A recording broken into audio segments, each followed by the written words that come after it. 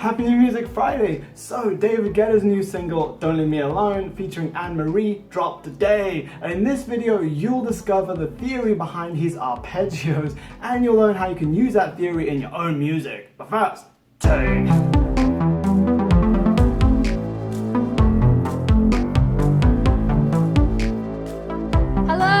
I'm Kate Harmony, this is Ray Harmony, and welcome to the new Hack Music Theory Show. Yeah, it's like Hack Music Theory version 2.0. Every Friday we're going to be hacking the music theory of a big new release, and you're going to be learning how to use that theory creatively in your own music. You can think of it as hot off the press music theory news you can actually use.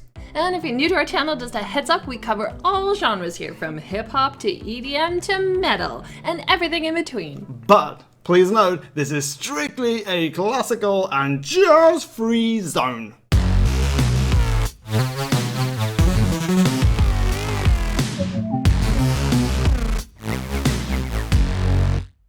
Also, the hack that you're about to witness is at an intermediate level, so this video will make more sense if you've got a solid theory foundation, which you can get in a mere 30 minutes if you read our free book, 12 Music Theory Hacks to Learn Scales and Chords, which you can download at hackmusictheory.com. Alright, it's time to open your door to Hack Music Theory.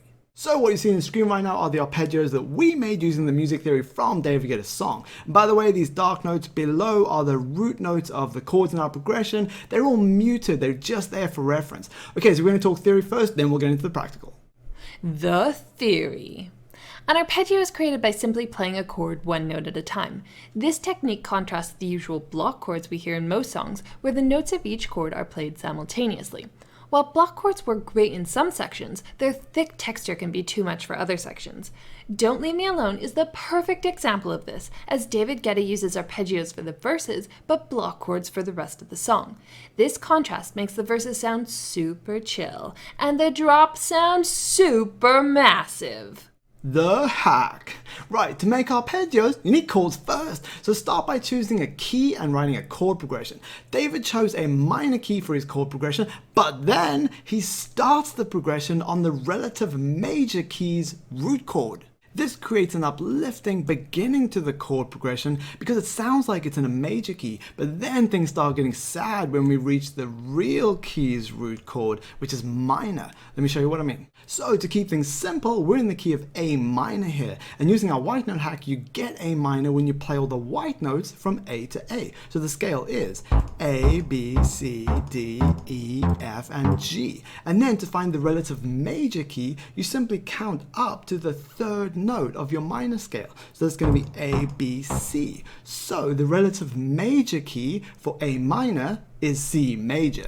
What that means is that A minor and C major have the exact same notes. If that sounds like sorcery to you, then you definitely need to read our free book. So by starting our progression on the C major chord, listeners will think we're in the key of C major, but then when the A minor hits, they're going to start getting drawn down into the key of A minor, and they're not getting out. If you're interested in why this progression is in the key of A minor and not C major, well, it's because of all the time spent on the chord A minor, here, and then again at the end, here. That's a lot of time spent on A minor, which really anchors this progression into the key of A minor. And by the way, if you need help writing chord progressions, then check out the simple step-by-step guide in our Songwriting and Producing PDF. Finally, here's a couple of other things to consider when writing arpeggios. Be sure to use different note values for variation. Yeah, so David actually only uses 8th notes in his arpeggios, so we've thrown in a few 16th notes here to spice things up.